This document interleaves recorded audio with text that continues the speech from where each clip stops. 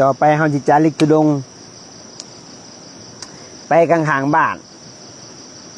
แล้วเฮาก็ปรากฏข้างๆพี่ภาษาแล้วก็ส่งคนหนึ่งขึ้นพึกจิตในพี่ภาษามีไผสิไปมื้อนี้หัวแดงไปบ่ฮะนี่เด้ขึ้นไปนี่แกแม่นเลยโพนะแม่นเลยน่ะนั่นแหละพี่ภาษานั่นแหละอันนั้นก็ฮงเฮียนนั่นก็พี่ภาษา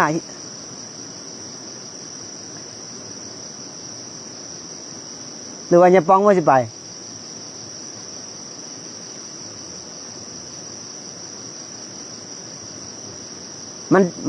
มันจังเห็นชัดเจนพอขึ้นไปเบิ่งจิตเบิ่งใจตัวเองไปนั่งเบิ่งซื่อๆไปเบิ่งว่ามันคิดยังนะเพราะว่าความคิดเนี่ยมันเหตุให้เฮาหลงทุกภพทุกชาติเลยถ้ามันคิดดีมันก็สิกลายเป็นว่าออกมาดีก็ทำดีถ้าหลงขาดสติเมื่อใดมันกลายเป็นพญามารทันทีเลยความคิดเนี่ยศัตรูอันดับหนึ่งก็คือความคิดของเฮาเนี่ยแหละและเหตุจะได้เฮาจะเห็นมันชัดเจนนี่แหละเฮามาจาริกธุดงค์เนี่ยมันไปแยกสิ้นส่วนเป็นหยังความคิดมันมาจากไสเฮาไปไล่เบิ่งโลดมาจากความจำมาจากสัญญาเหตุให้เฮาคิดไปคิดปุ๊บปรุงแต่งเหตุให้เฮาถูกเหตุให้เฮายึดเพราะว่าความคิดมันเป็นอนิจจังเป็นของบ่เที่ยงเกิดดับเกิดดับเกิดดับถ้าไปเห็นมันของบ่เที่ยงแหละแล้วเฮาไปยึดแล้วมันเป็นทุกข์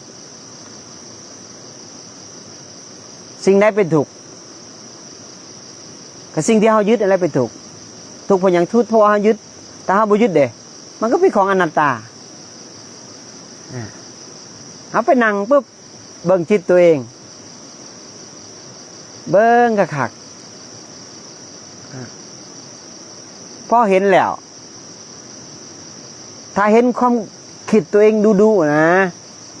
ปัญญามันสิเกิดได้วิปัสสนามันจะหมุนได้ถ้าเจ้าชนะความย่านตายนะบ่ย่านผีบ่ย่านตายนะปัญญามันจะหมุนเลยและปัญญามันจะเกิดมันจะแตกฝั่งมันเห็นของบ่เถียงเลยที่เฮามานี่มาพึกนี่อยากจะลิกธุดงค์นี่มาพึกจิตได้จิตที่ยังบ่ทันพึกมันก็ไปสู่อบายจิตที่พึกดีแล้วมันก็ไปสู่สุคติพึกอยู่ไหนนี่แหละพึกเสียงกระทบนี่แหละจาริกธุดงค์หลายรูปหลายองค์เจอเสียงพวกนี้ต่อว่าเจอเสียงพวกนี้ตอบโต้เจอเสียงพวกนี้นินทาเจอพวกนี้ว่าใส่นี่เนี่ยเขาน่ะพึกจิต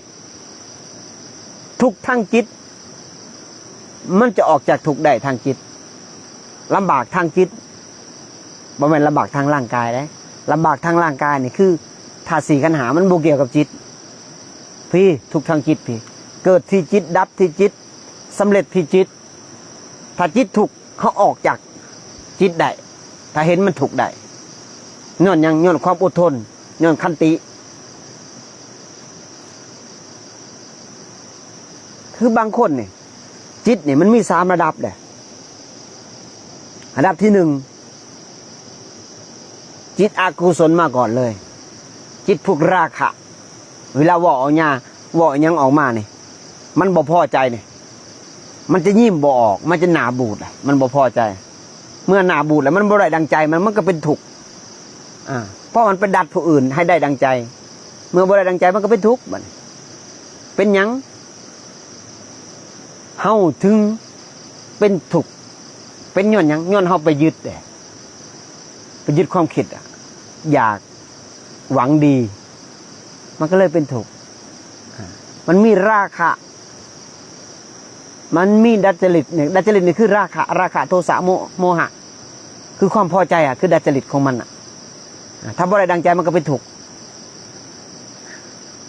เวลาว่ายังนี่ออกไปนี่มันจะให้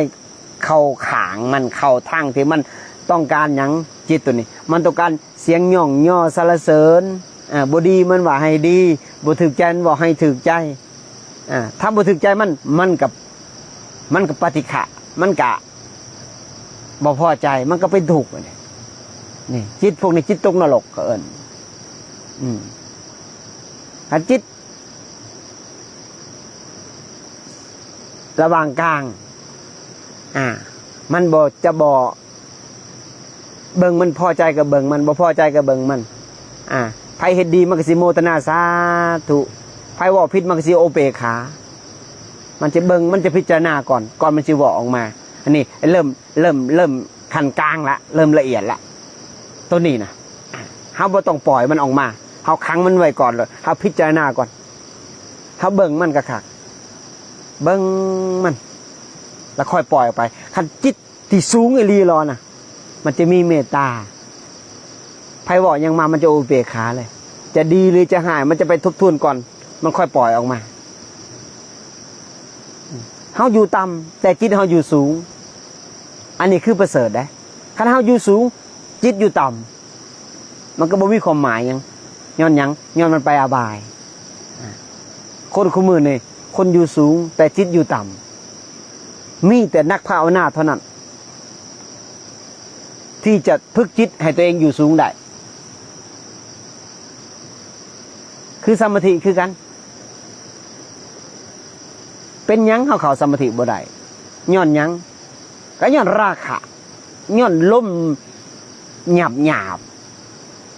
เฮ็ดให้เข้าสมาธิบ่ได้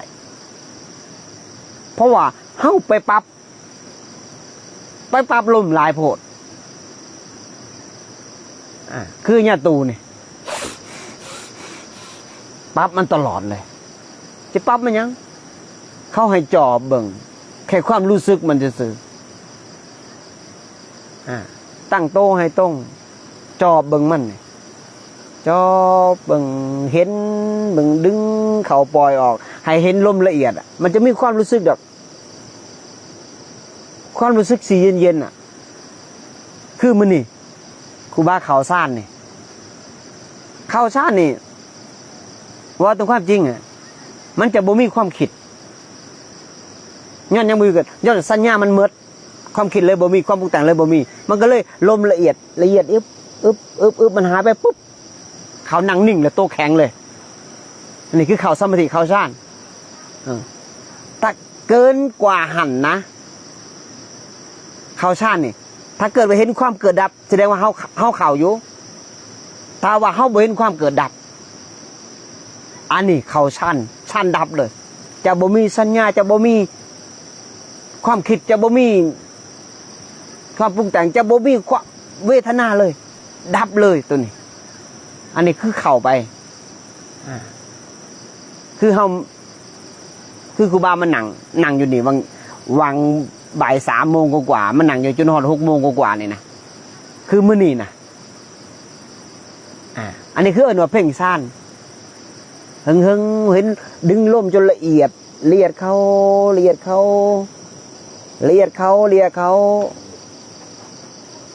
ลมหายไปเมื่อลมหาย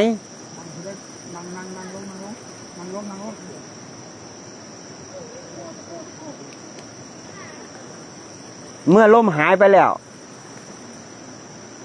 มันก็จะนิ่งเมื่อมันนิ่งแล้วมันก็จะดึงเห็นแต่ความเกิดดับอันนี้เขาเอิ้นว่าถ้าเห็นความเกิดดับเขาเอิ้นว่าเพ่งฌานแต่เห็นปุ๊บเกิดปุ๊บดึงแต่ความรู้สึกของลมนี่นะเหมือนกับมันละเอียดเขาเลยมันจะบ่มีลมเลยถึงเข่าฌานเพ่งฌานนี่จะบ่มีลมเลยลมละเอียดยิบเลย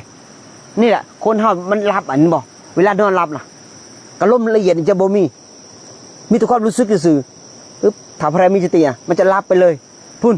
3-4 ชั่วโมง 4-5 ชั่วโมงมันจะออกมามันจะอิ่ม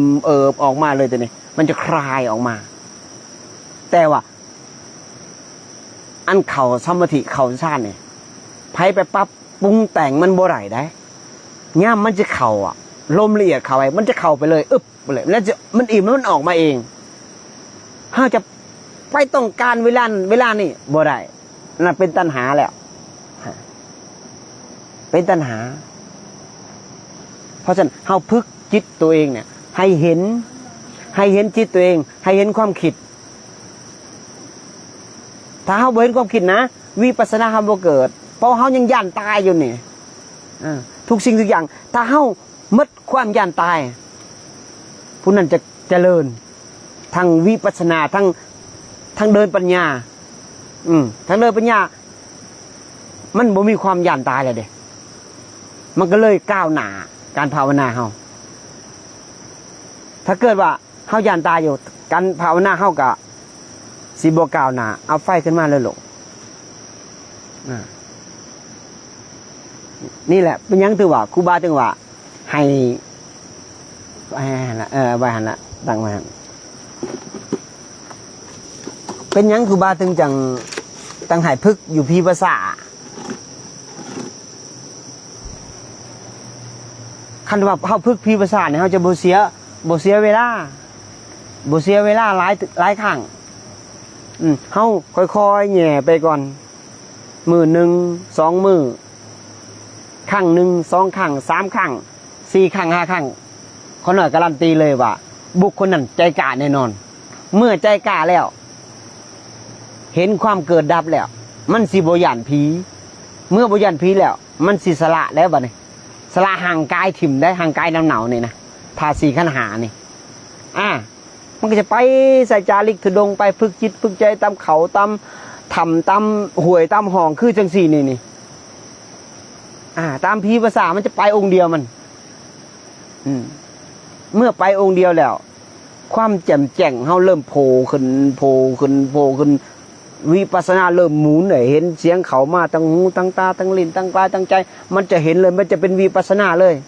วิปัสสนานี่มันบ่แม่นว่ามาจากความคิดได้มาจากปัญญาล้วนๆเลยมันแตกได้ความคิดบ่แม่นปัญญาได้ความคิดมาจากความจำมันก็เลยเป็นวิปัสสนาบ่ได้ให้เฮาเข้าใจจังซั่นได้จังได๋ว่าไปนั่งคิดอยู่เบิดมื้อบ่เว้นว่าตัวเองมีปัญญาบ่แม่นได้อันนั้นความคิดนั่นบ่แม่นปัญญาได้ปัญญาที่แท้จริงนี่คือมาจากวิปัสสนาบ่ต้องคิดเลยมันแตกป่องเลยในสมองนี่ถ้าไปคิดนั่นไตร่ตรองมาก่อนน่ะแสดงว่ามันมาจากความจำมันยังขามน้ำบ่ได้นี่แหละเฮาถึงว่าเฮาจะเฮ็ดจังได๋เฮาจึงสิเห็นความเกิดดับเฮาเฮ็ดจังได๋เฮาจะเห็นจิตตัวเองเฮามาปีกวิเวกจังซี่มีโอกาสเข้าพิภาษาสุนเผาลุทึงนี่นะเข็ดสุดๆคือครูบาเข้าสมาธิวิญญาณนี่เกือบ3 ชั่วโมงนั่งแบบมีความสุขที่สุดในโลกนี่หาประมาณบ่ได้เปรียบกับเสมือนนี่เปรียบกับเสมือนกับมงที่เฮาเคยสัมผัสได้คือมันเคยมาอันนี้คือเป็นแค่อันนั้นได้แล้วแกเห็นหยังคือมีความรู้สึกรู้สึกว่าโอ้นั่งแบบมีความสุขไปนั่งอยู่มงได้เนี่ยมงที่เฮาเคยสัมผัสมันนั่งแบบลมละเอียดละหายแบบมีความสุขที่สุดเลยนี่แหละเฮาต้องฝึก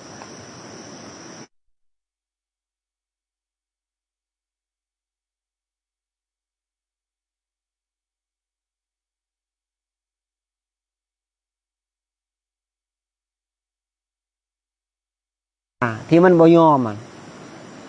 แม่นบ่ยปู่คนเฮาคุมื้อนี่เป็นหยัง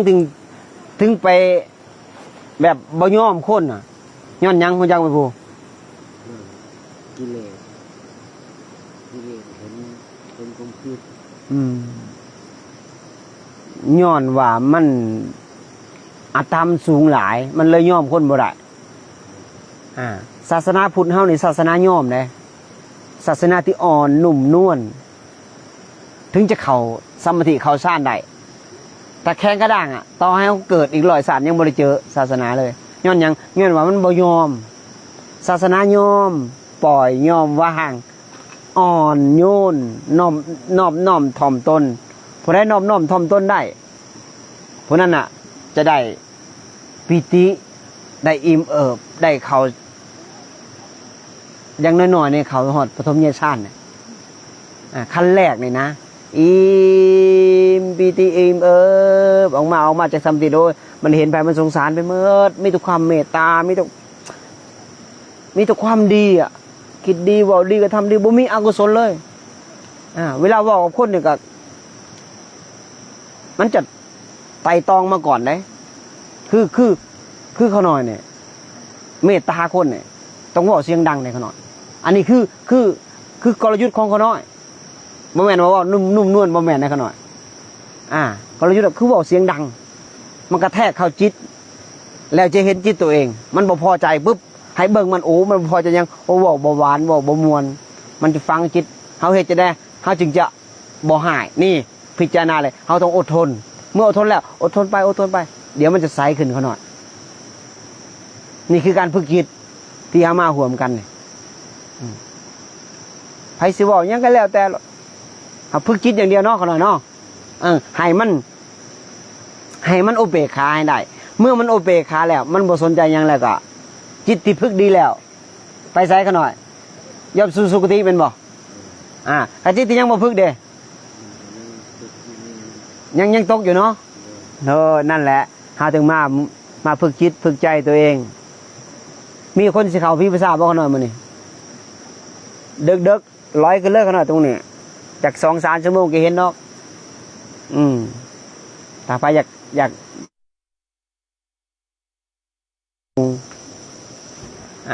ไปส่งแล้วก็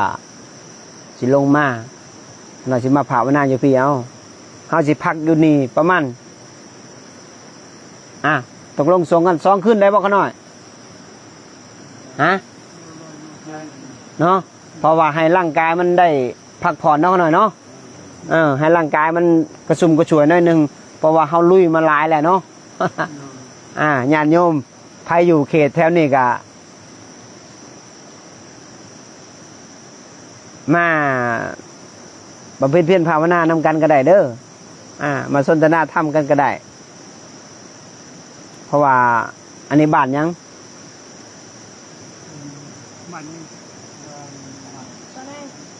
บ้านแสดงอยู่เมืองยังลูกเมืองโตโอ้ยบ่โอ้เมืองโตโอ้ยใกล้สิฮอดสมุยแล้วบ่ลูกใกล้สิฮอดชายแดนเวียดนามแล้วบ่อีกประมาณ30 ปลายลักจากสิฮอดเวียดนามแต่สิฮอดสมุยขออภัย